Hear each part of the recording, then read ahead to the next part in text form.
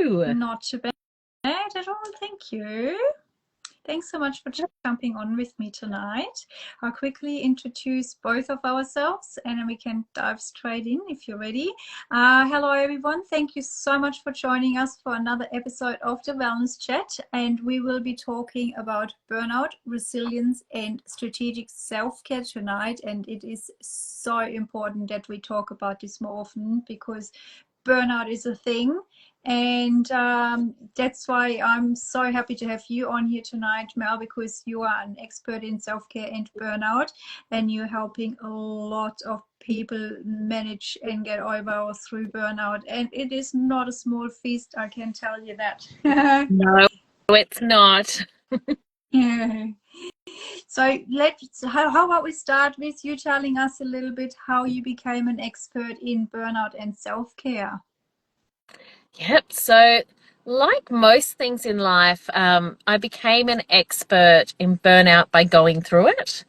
And I don't have a medical background, but I have studied positive psychology and I was in people and culture and human resources roles at quite a senior level for a very long time. And then through the pandemic, we were building a new government department at the same time as we were locked down, at the same time as my daughter was starting kindergarten, and I was homeschooling her and I had a toddler. And all of the stars aligned, and we got to the end of that year and I stopped and my body just couldn't start again. So once I recovered from burnout, I could see that it was happening to a lot of women around me. And I could see these amazing, capable women all burning out. And I thought, well, there has to be something I can do with my experience to help. And that's when I started my business. So I run a program called the Zest Collective. And I also do speaking on burnout recovery and burnout prevention, as well as a few other things in the people and culture space. So that's me. Amazing. And I'm actually so glad that it's obviously, I mean, burnout would have been around for quite a few years, but it hasn't been so talked about until quite recently, or the last few years, I should say. And it is definitely more and more, something that people are starting to experience, and it just hits you. And so I'm really glad that there's someone like yourself where people can turn to get help. Because as someone who's gone through burnout so many times myself, I know how hard it is to get back out. I always describe it as a big dark hole you have to dig yourself out from, and it doesn't happen overnight. I think my first round of burnout was about 6 months on autopilot, and like there were days where I literally struggled to drink a glass of water or to brush my teeth. Like it was so bad, and I'm actually almost fighting another round of burnout. It's funny because you go through it so many times, you kind of know the warning signs, like your body's actually getting better and better, which that's only positive about having gone through burnout, right? That your body's actually able to tell you this is getting too much, and like I literally have to drop everything. And obviously you would know definitely how that feels. 100%. And that's the thing with burnout. As much as we can, I like to teach people to recognize those early warning signs. So if you can curb it and avoid going into full-blown burnout, we can absolutely do that. But once you've been through it, it's acknowledging that it's not something that, been there, done that, it's never going to happen again. Burnout tends to impact, and there's lots of different types of burnout. It's not a medical diagnosis, but the one thing it has in common is prolonged periods of stress, whether that's physical stress or mental stress. And the people most susceptible to it are emergency service workers, doctors, and then you've got high achieving women. So we're like up there. And so when I say you're going to experience it again, I hope you never do, but you have to recognize that if you're a high achieving woman, you're very likely to experience more than one bout of burnout. Yeah, unfortunately, that is the case. Yeah. So let's talk about, obviously you and I, we've gone through it so many times, but let's just, for example, someone who hasn't or doesn't exactly know that they may have or currently are going through. Let's talk a little bit about what sort of the symptoms would look like. Yeah. So if you're at risk of or on the cusp of burnout, there are a few, everyone's different. I'd like to preface that, but there are a few really common elements. And the tricky thing is, it can mimic other things. So the first thing you'll probably notice is deep fatigue, the sort of fatigue and tiredness that just having a good night's sleep doesn't fix. So prolonged chronic fatigue. The next thing you might experience is brain fog, or just feeling like you're not as decisive as you normally are, or you just aren't thinking as quickly as you normally are. Struggling to find words is another one. If you're generally articulate and then you just can't quite grasp the words or say what you are trying to say. But one of the most common ones is a lot of other ones, but one of the most common ones is cynicism. So if you're generally a bit of an optimist, or you know, you're not a negative person and you find yourself thinking the worst of people or thinking the worst of situations and feeling cynical, that is kind of one of the key markers that you're on the cusp of burnout. Oh, that is Now, very interesting. I yeah, did not know that, and I can't actually say I've experienced that myself. yeah. Well, and as I said, everyone is Oh, different, of course, yeah. but the reason that's a key one, and that's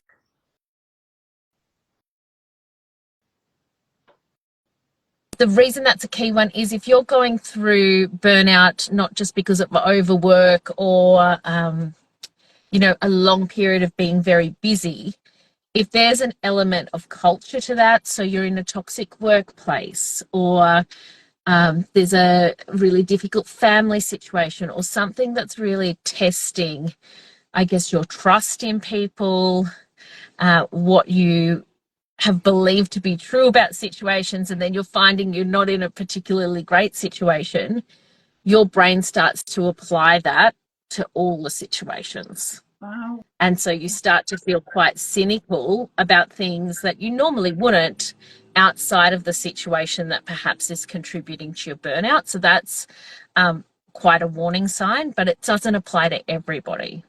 Yeah. Wow, that is so interesting. I actually never knew.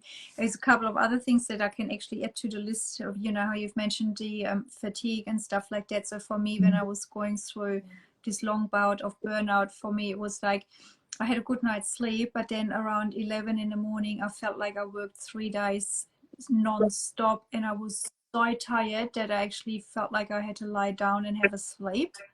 Yes. Yeah, so that's what I mean by the fatigue doesn't go away just with a good night's sleep. You tend to get tired really quickly, more quickly than you normally would. Mm-hmm. Yeah, that makes And then sense. And so, yeah, I was there you just going go. to say, and so with that, when you're experiencing those symptoms, the next thing you really need to do is, hopefully you're not in full-blown burnout, but if you become burnt out, what are you going to do about it? And it's not a simple case of just taking a day off. You need to rest enough. Like you said, when you have that energy in the tank just until maybe 11 o'clock, you need to rest enough so you have enough energy in the tank to make some decisions, even if it's just for an hour or two. And then you need to kind of start to get your ducks in a row of, okay, what is the bare minimum? How can I bring this right back? Get rid of any commitments that aren't absolutely essential, that either don't light me up or I don't need to do them to live and make money. And then what can I do for my health? And so the key ones you'll be looking at is how can I look after my sleep? I need to go and visit my GP and rule out any underlying physical symptoms as well. So it's about recognizing those symptoms, but starting to put that plan in place for your self-care to nip it in the bud. Yeah. And that's so important. And it's funny because sometimes we don't even recognize the signs either, and we'll probably just put it towards it's just one of those days.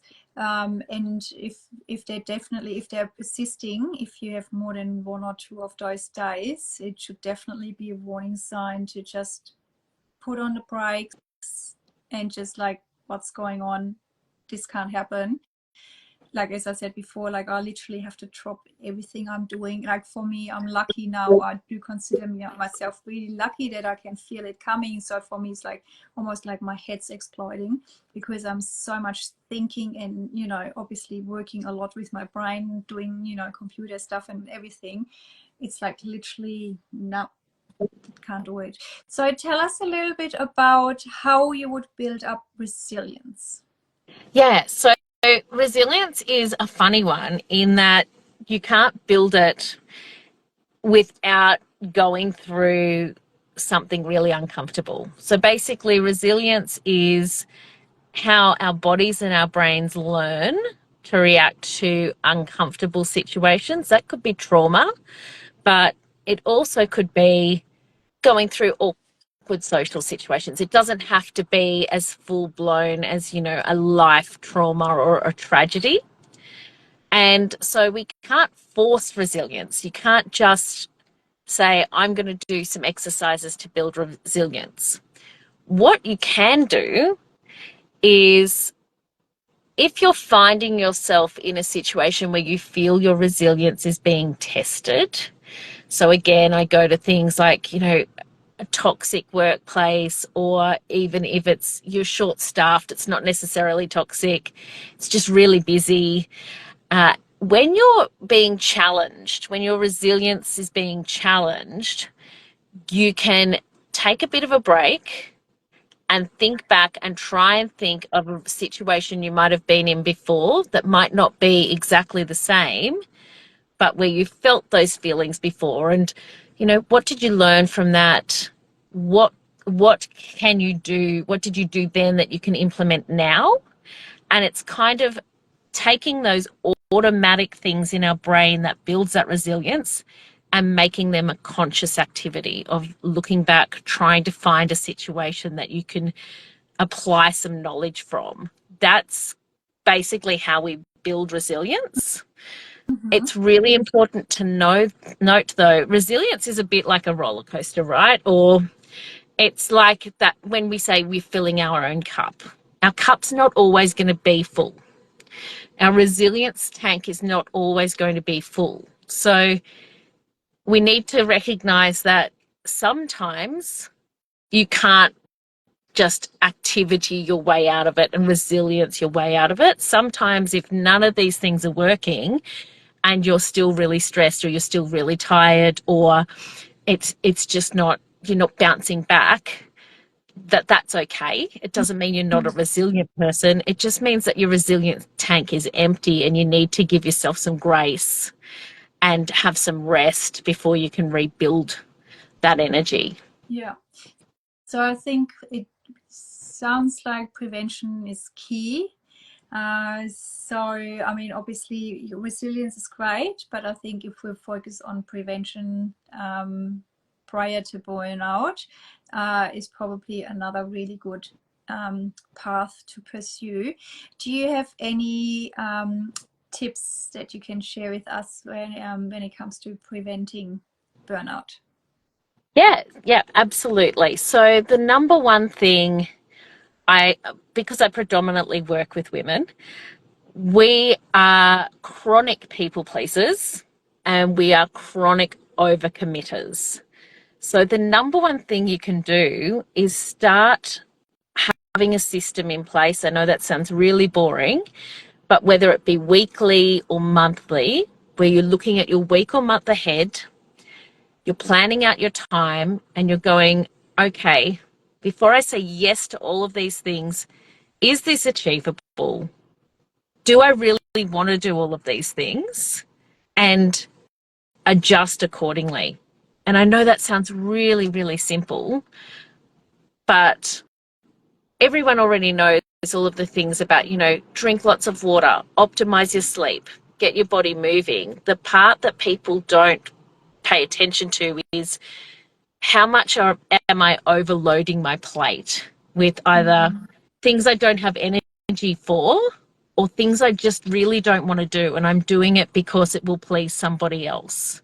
So that's my biggest tip. If you can plan ahead and reduce that mental load and reduce that energy drain ahead of time, you're halfway there.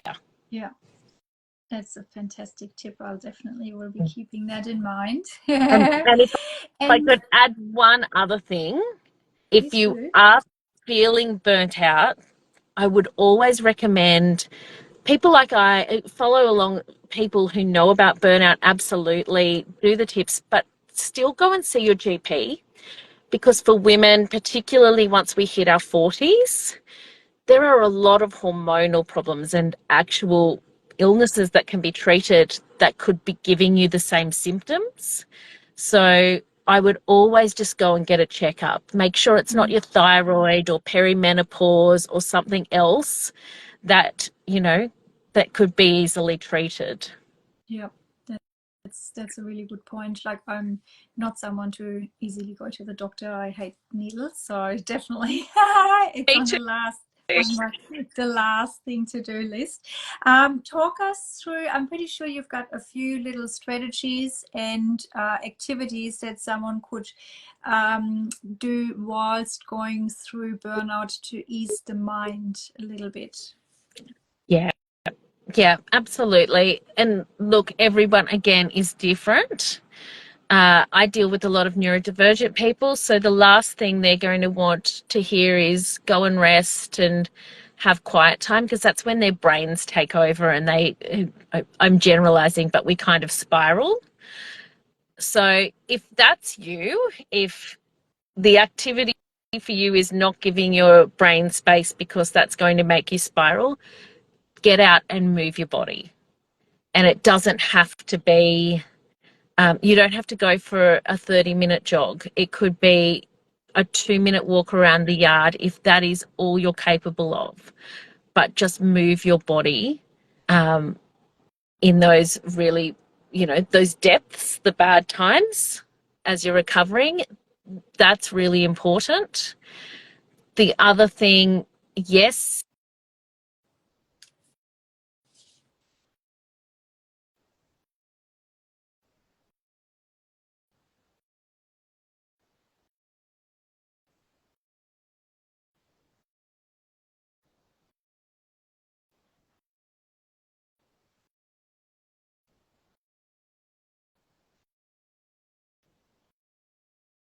I think we might be having a technical problem. I don't know, the line froze. I don't know if it's my internet or if it's Mel's.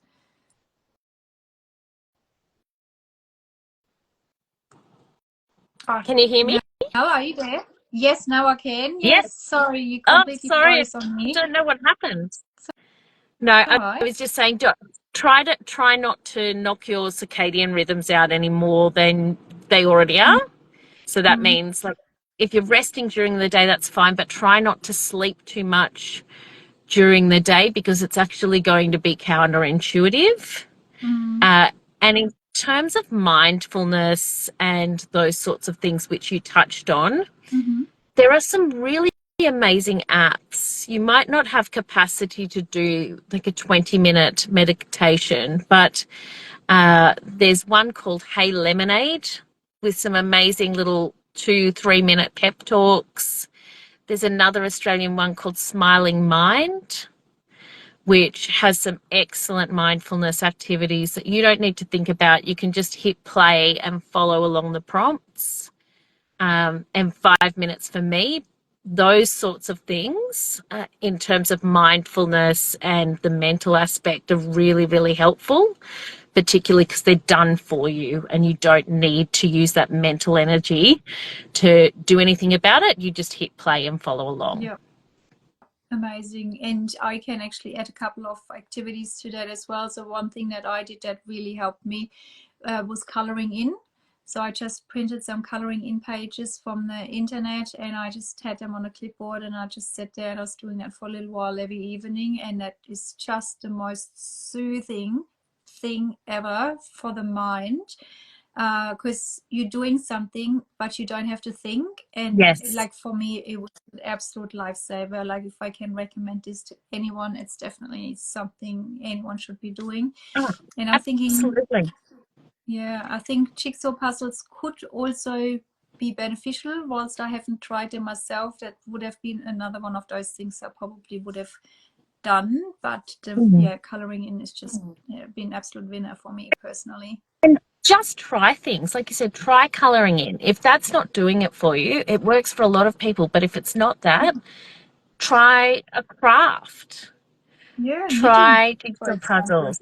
Try knitting or crochet. Or if you don't have the mental energy or the capacity to go and seek those things out, um, just type in craft into Instagram or something. You'll find things that you can do with your hands. Another really good one is gardening.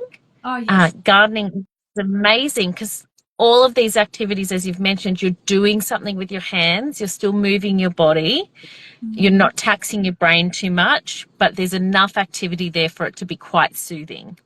Yeah, that is so true. It is very calming too. And you're out in nature, which is, double bonus, getting some vitamin D. Yeah, perfect. Excellent. Is there anything else that you would like to share with our listeners tonight, Mel? Have you got any other tips? Look, I think the biggest tip I can ever give anybody is, and it sounds really cheesy, but it's self-compassion. So whether or not you're feeling burnt out, you might not be feeling burnt out. You might just have a really stressful week. Watch your self-talk. Watch the way you are treating yourself and the stories you're telling yourself about why you're stressed and what's happening, and just give yourself a little bit of grace. So if you notice your self-talk is, I'm stressed because I'm just not good at my business, or I'm just not good at my job, or I'm a crap mum because I can't keep up like everybody else. If it's really negative and it's really focused on why you have caused it, just challenge that and try and give yourself a little bit of self-compassion and grace, because I can guarantee every single one of us goes through stress, goes through overwhelm, has bad days, and it's not about us, it's just part of life. Yeah, so true. Thank you, Mel. That was amazing. I really appreciate you jumping on with us tonight and talk about burnout, self-care and resilience.